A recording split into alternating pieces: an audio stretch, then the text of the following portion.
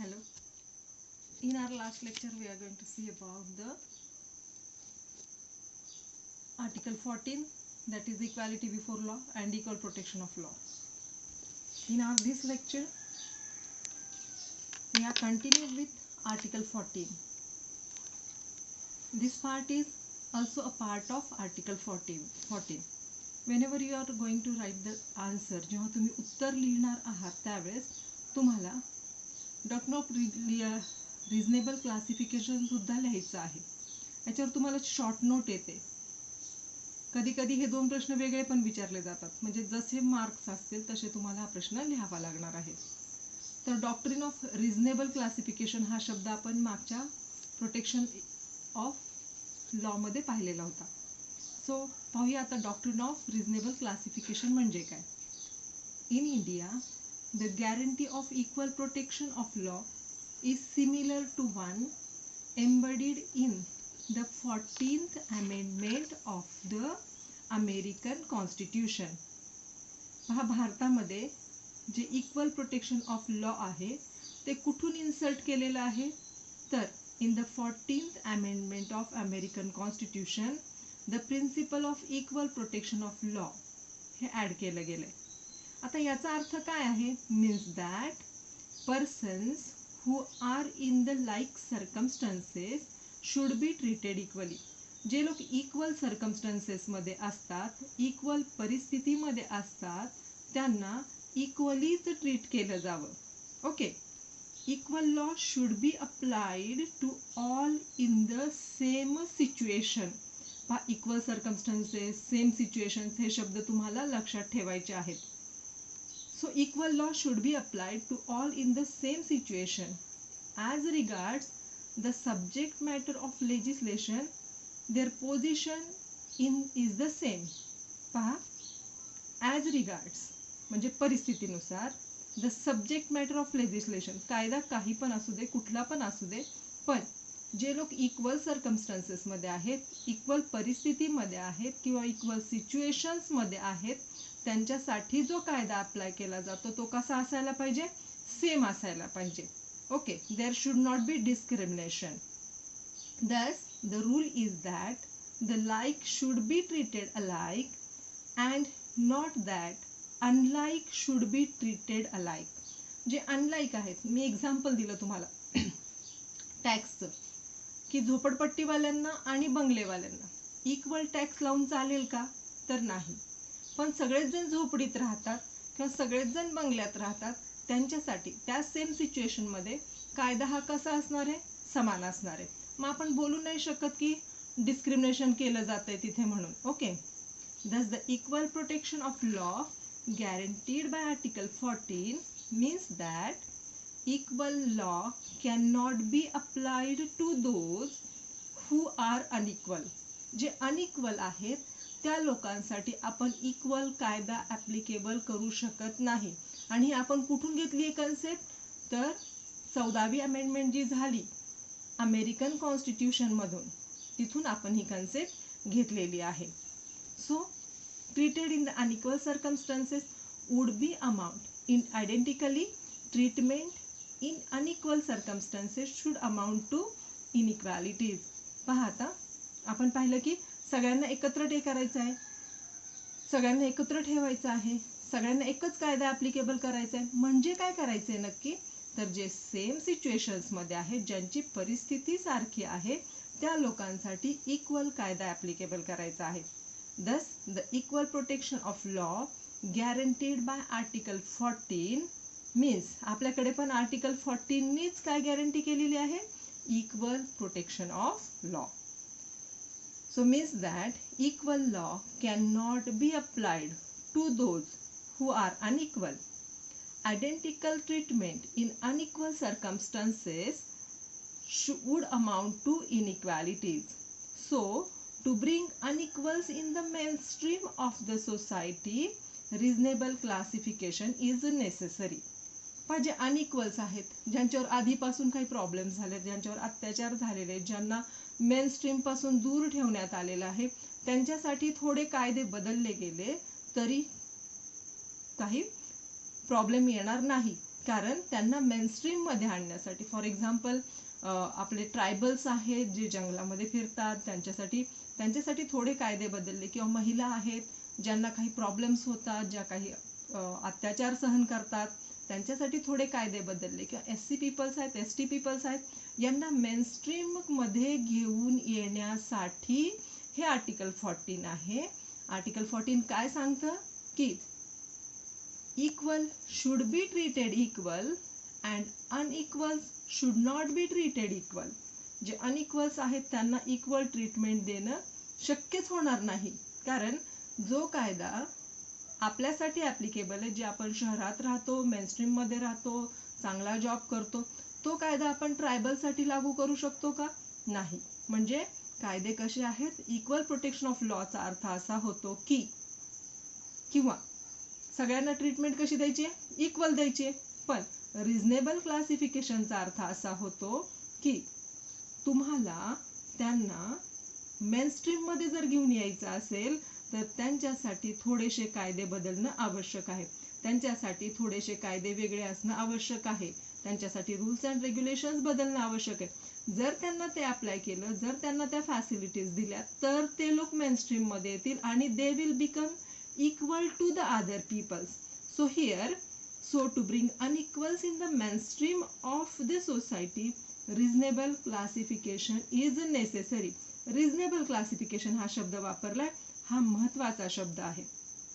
So आता taste करायची की टेस्ट ऑफ रिझनेबल क्लासिफिकेशन कशी करायची, याची टेस्ट कोण आहे याच्यामध्ये बसणार?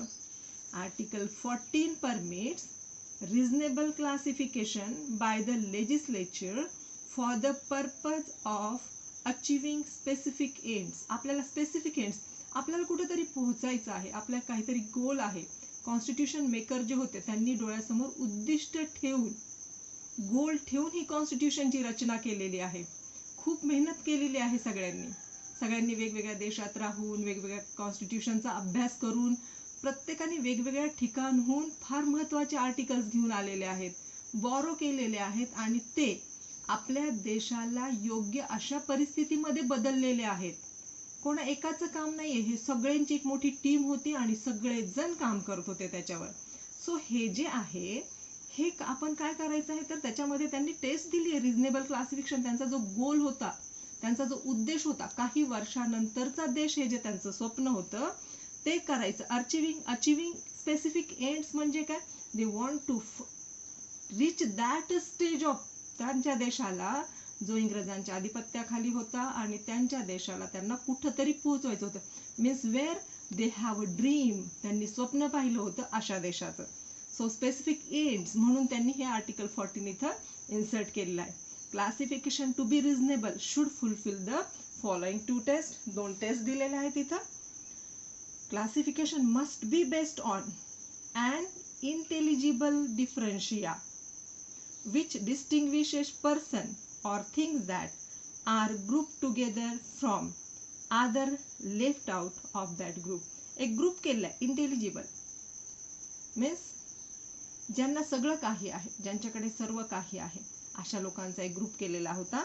आणि जे बाकीचे होते त्यांना इंटेलिजिबल ग्रुप. डिफरन्शिया मीन्स काय काय डिफरन्सेस आहेत त्यांच्यामध्ये, कुठले कुठले दृश्य स्वरूपात दिसणारे जे डिफरन्सेस आहेत ते सगळे त्यांनी कलेक्ट केले होते. त्यांचा एक ग्रुप बनवला होता आणि बाकीच्या लोकांना त्या ग्रुपपासून वेगळं ठेवलं होतं. ओके.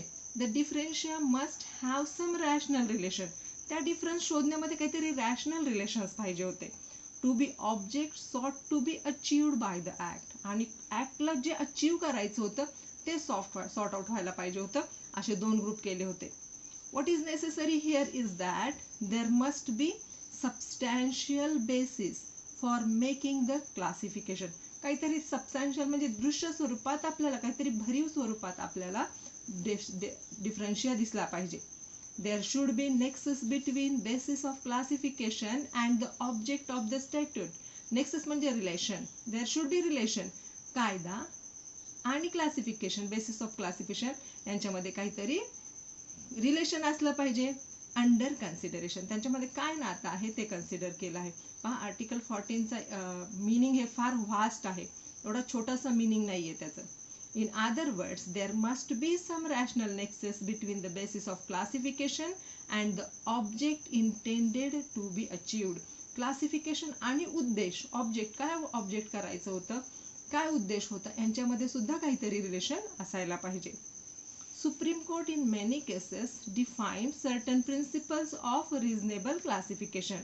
सुप्रीम कोर्टाने याच्यामध्ये फार महत्त्वाची भूमिका केलेली आहे आणि काय दिलेलं आहे, मेनी केसेसमध्ये डिफाईन केलेलं आहे. बरेच जे आपले कायदे आहेत किंवा बरेचसे आपले आर्टिकल्स येथे सुप्रीम कोर्टा थ्रू सुद्धा डेव्हलप झालेले आहेत. A law may be constitutional even though it relates to the single individual if on account of special circumstances or reason applicable to him and not applicable to others. पहा, supreme कोर्टाने सांगितलेलं आहे की कायदा कसा असायला पाहिजे, कॉन्स्टिट्यूशनल असायला पाहिजे. भले तो एका माणसासाठी जरी वापरण्यात येणार असेल तरी सुद्धा तो कसा असायला पाहिजे, कॉन्स्टिट्यूशनल असायला पाहिजे. केस पाहूया त्याची. रामकृष्ण दालमिया वर्सेस जस्टिस तेंडुलकर यांची एक केस आहे इथे. या केसमध्ये सांगितलेलं आहे की कायदा कसा असायला पाहिजे, कॉन्स्टिट्यूशनल असायला पाहिजे.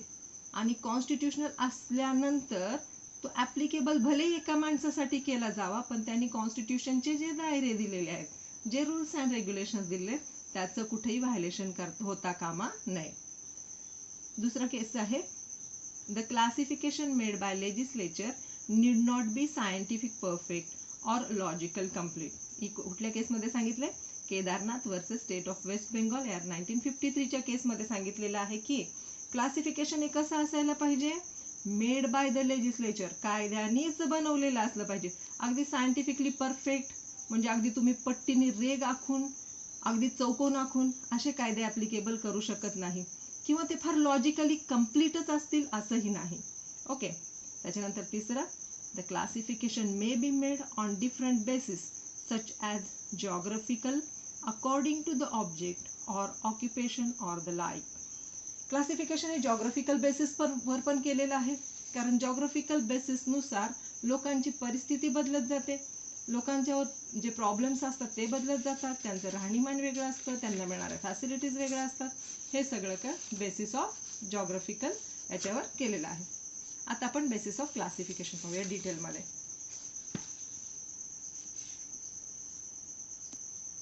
बेसिस ऑफ क्लासिफिकेशन मध्ये काय सांगितलंय, reasonable classification can be made by the legislature on the following basis.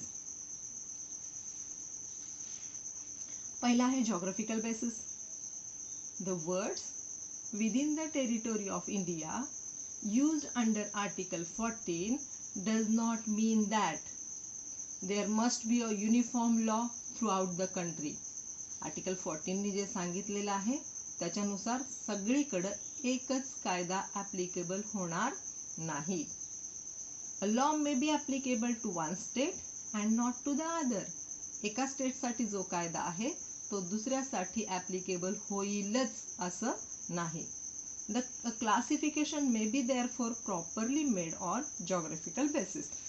म्हणून काय केलं आहे, तर जॉग्राफिकल बेसिसवर क्लासिफिकेशन केलेलं आहे. In MP oil extraction and फर versus state of Madhya Pradesh AIR 1998 ची केस आहे. On Supreme Court held that a favored treatment to those situated in backward and tribal areas cannot be held to be illegal and arbitrary. पाहता, जे SC आणि ST साठी जी favoured treatment दिली जाते ही कुठल्याही परिस्थितीमध्ये इल्लीगल ठरणार नाही किंवा ती आर्बिटरी म्हणजे जाचक नाही, इतरांवर अत्याचार होईल अशी नाही. आता classification in favour of state, स्टेटमध्ये कशा क्लासिफिकेशन करणार आहोत. The term person in article 14 does not include state. Person जे शब्द वापरलेला आहे तो स्टेट येणार नाही, त्याचा अर्थ स्टेट नाही. Therefore a classification which treat a state differently from persons may not be violative of rule of equal protection of law. स्टेटसाठी कायदे वेगळे आहेत, पण जर समजा गरज पडली तर एखाद्या पर्सनसाठी सुद्धा कायदा ॲप्लिकेबल होऊ शकतो, बदलला जाऊ शकतो. त्याचा अर्थ इक्वल प्रोटेक्शन ऑफ लॉ चं व्हायलेशन होतं असं नाही, किंवा इक्वॅलिटी बिफोर लॉचं व्हायलेशन होतं असं नाही. In Sagir Ahmad versus state of Uttar Pradesh year 1954, a monopoly created by the state in favor with reference to the business of motor transport was held valid as not ending Article 14. पहा, सगीर अहमदच्या केसमध्ये तुम्ही डिटेलमध्ये शोधा ती केसमध्ये काय सांगितलेलं आहे, बिझनेस ऑफ मोटार ट्रान्सपोर्ट, त्याच्यावर काही बंधनं घातली होती मोटार ट्रान्सपोर्टच्या बिझनेसवर त्यांनी केस केली होती आणि सांगितलं होतं की इट्स व्हायलेटेड ऑफ आर्टिकल 14. पण त्यांनी सांगितलं की हे व्हॅलिड आहे, एका व्यक्तीसाठी सुद्धा कायदा बदलला जाऊ शकतो, म्हणजे त्याला ॲप्लिकेबल केला जाऊ शकतो. आता tax laws, the state has wide power in selecting person or object it will tax, and a statute is open to attack on the ground that it taxes some person and object and not others. आता टॅक्सचं बरंच काही सांगून झालेलं आहे. Taxes हे सगळ्यांना equally लावले जात नाहीत. टॅक्सेस हे त्या प्रत्येकाच्या फिनान्शियल बेसिसवर लावले जातात, त्यांच्याकडे असलेल्या ॲसेटवर लावले जातात. त्यामुळे टॅक्स लॉ हा सगळ्या व्यक्तिपरत्वे बदलत जातो. It is open to the statute to decide the basis of taxation and to alter the same from time to time. टॅक्सेसचे लॉज बदलत जातात आणि टाइम टू टाइम कोणाला सूट दिली जाते, कोणाकडून टॅक्स घेतले जातात. आता special codes and special procedures, special codes आहेत बरेचसे वेगवेगळे, मग ते डिस्क्रिमिनेशन नाही आहे का? Parliament of India is empowered to set a special codes and to provide special procedure for tribal of certain offences or classes of offences. It is not violative Article 14. हा ट्रायबलसाठी वेगळे कायदे आहेत, त्यांच्यासाठी स्पेशल कोड्स आहेत, त्यांचे वेगळे rules आहेत, कारण त्यांची जगण्याची पद्धती आणि आपली जगण्याची पद्धती ही सेम नाही. मेनस्ट्रीममध्ये राहणारे लोक हे वेगळ्या पद्धतीने जगतात, ट्रायबल खूप प्रॉब्लेम्स फेस करत असतात, मग त्यांच्यासाठी सगळे कायदे ॲप्लिकेबल करून चालणार नाही. This is not violative of article 14. In Basheer versus state of Kerala year 2004 ची केस आहे, सुप्रीम कोर्टाची केस आहे. Supreme court upheld the classification between cases pending before the court and under investigation on the date of commencement of the Narcotic Drugs and Psychotropic Substances that Amendment Act 2001, and the cases pending to appeal to avoid delay in the cases. पहा, ही केस आहे narcotic ड्रगची आणि काही narcotic drug and psychotropic सबस्टन्सच्या amendment act खालीची 2001 ची case आहे ही. Classification on the basis of nature of persons, classification nature of पर्सनवर पण केले. पहा, नेचर म्हणजे स्वभाव नसावा. Public officials and non public officials belong to different classes. जे पब्लिक ऑफिसर्स आहेत त्यांच्यासाठी वेगळे कायदे आहेत आणि जे नॉन पब्लिक ऑफिसर्स आहेत त्यांच्यासाठी वेगळे कायदे आहेत. So section 197 of CRPC, criminal procedure code, which requires prior sanction from the appropriate authority before a public servant is prosecuted. Public servant जो काम करतो त्याला जर एखादी शिक्षा द्यायची असेल किंवा त्याच्यावर जर एखादी केस चालवायची असेल तर तिथं त्याच्या ऑफिसकडून अप्रोप्रिएट प्रायर सँक्शनची आवश्यकता असते, परमिशनची. And no sanction to prosecuting private person. आपल्यासाठी जे प्रायव्हेट पर्सन्स आहेत त्यांच्यासाठी कुठलंही ऑफिस नसतं, मग तिथं प्रायर परमिशन घेण्याचा संबंधच येत नाही. Has been not held violative of article 14. याचं व्हायलेशन होतच नाही आर्टिकल 14चं. Law makes difference between citizens and aliens and between civil population and military persons. हा कायदा काय करतो, सिटिझनसाठी वेगळा आहे, अलायन्स म्हणजे परकीयांसाठी वेगळा आहे, सिव्हिल पॉप्युलेशनसाठी वेगळा आहे आणि मिलिटरी पर्सनसाठी वेगळा आहे. This is not violative of article 14. Single person law. Even the single individual constitutes a class under the Article 14. अगदी एकच व्यक्तीला सुद्धा क्लास म्हणून उल्लेख केला जातो आर्टिकल 14 खाली. If there are special circumstances in his favor and not in favor of others, तर in such a case, law applicable to a single individual is not violative of Article 14. एका आणि एकाच व्यक्तीसाठी जर सिच्युएशन बदलली गेली तर किंवा त्याच्यासाठी वेगळा कायदा वापरावा लागला तर याला आर्टिकल 14चं व्हायलेशन झालं असं म्हणता येणार नाही. सो इन केस पाहूया, चिरंजीत लाल वर्सेस युनियन ऑफ इंडिया 1951ची केस आहे. पहा मी लीडिंग केसेस वापरले आहेत, त्याच्यामध्ये तुम्ही ॲडिशन करून रिसेंट केसेस सुद्धा टाकू शकता. So the Supreme Court held that a law would be constitutional even though it relates to a single individual. एका व्यक्तीसाठी वापरण्यात येणारा कायदा सुद्धा कसा असायला पाहिजे? Constitutional. It must not be violative of Constitution. If on account of special circumstances or reasons applicable to him and to others, individual treated as a separate case. एखाद्या व्यक्तीसाठी जर कायदा बदलावा लागला किंवा एखाद्या व्यक्तीसाठी स्पेशल कायदा वापरावा लागला तर याला व्हायलेटिव्ह ऑफ आर्टिकल 14 असं म्हटलं जात नाही. आता पाहूया new concept of equality. Since early 1970, early म्हणजे पूर्वी, equality under Article 14 has acquired new and important dimensions. म्हणजे 70च्या नंतर 1970 नंतर एक नवीन डायमेन्शन सुरू झालं आर्टिकल 14चं. The new concept of equality that is protection against arbitrariness has been evolved by supreme court in India.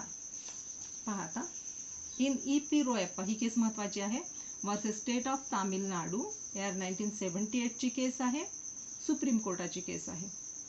Supreme court rejected the traditional concept of equality based on the doctrine of reasonable classification. Supreme कोर्टाने traditional concept reject केलेली आहे and let down new concept of equality. Supreme court sed that if the action of the state is arbitrary, then it cannot be justified even on the basis of reasonable classification. पहा आता supreme कोर्टाने काय सांगितलंय? स्टेटची action, state जी कृती करतं ते जर जाचक असेल, सिव्हिलियन्सवर लोकांवर जर जाचक ठरणार असेल तर ते then it can not be justified. त्याचा कुणीही जस्टिफिकेशन करणार नाही, त्याला कुणीही योग्य मानणार नाही, even on the basis of reasonable classification. Reasonable क्लासिफिकेशननुसार जर एखाद्या समाजावर एखाद्या व्यक्तीवर अत्याचार होत असेल तो कायदा आर्टिकल 14ला काय करतो? विरोधिक आहे. In Maneka Gandhi versus union of India या केसमध्ये यार 1978ची केस आहे. आर्टिकल 21 शिकताना ही केस आपण डिटेलमध्ये पाहणार आहोत. आता सध्या फक्त आपण त्याची सुप्रीम कोर्टाने काय हेल्ड केले ते सांगणार, कारण या उत्तरामध्ये तुम्हाला एवढंच लिहायचं आहे. Supreme Court said that Article 14 strikes at arbitrariness in the state action and ensures fairness and equality of treatment. So what is arbitrary is unequal and violative of Article 14 of the Constitution. Maneka गांधीच्या केसमध्ये तिच्यावर जे काही problems झाले तिच्यामुळं बरेचसे कायदे बदलले गेले. इन एअर इंडिया वर्सेस नरगेश मिर्झा या सगळ्या केसेस तुम्हाला डिटेलमध्ये येणार आहेत. इथे मात्र लिहिताना तुम्हाला एवढंच दिसलंय. आर्टिकल 21 शिकल्यानंतर तुम्ही आर्टिकल 14चा अभ्यास करू शकता. AIR 1981 Supreme Court struck down the regulation providing for retirement of the air hostess on her first pregnancy. असा रूल होता की एखादी जर एअर होस्टेस ही प्रेग्नंट झाली तर तिला कामावरून काढून टाकायचे, पण ते आर्बिटरी होतं, ते जाचक होतं, कारण मदरहूड इज द आपल्याकडे फार त्याला सन्मान दिला जातो मदरहूडला. So her first pregnancy as arbitrary and unreasonable, तिला कामावरून काढण्यात आलं हे अनफेअरनेस होतं, हे अनरिजनेबल होतं, शिवाय आर्बिटरी होतं, जाचक होतं and hence violative under article 14 of the constitution. त्याच्यामुळे आर्टिकल 14चं व्हायलेशन झालेलं आहे. आतापर्यंत आपण आर्टिकल 14 पाहिले, equality before law, equal protection of law and reasonable classification. या तिन्हीचं मिळून तुम्हाला उत्तर लिहायचं. Then you will achieve the 15 or 14 marks. कन्क्लुजनमध्ये तुम्ही तुमच्या मनाने लिहायचे, कारण कन्क्लुजन मी देत नाही. Conclusion should be different with different persons. Okay, thank you.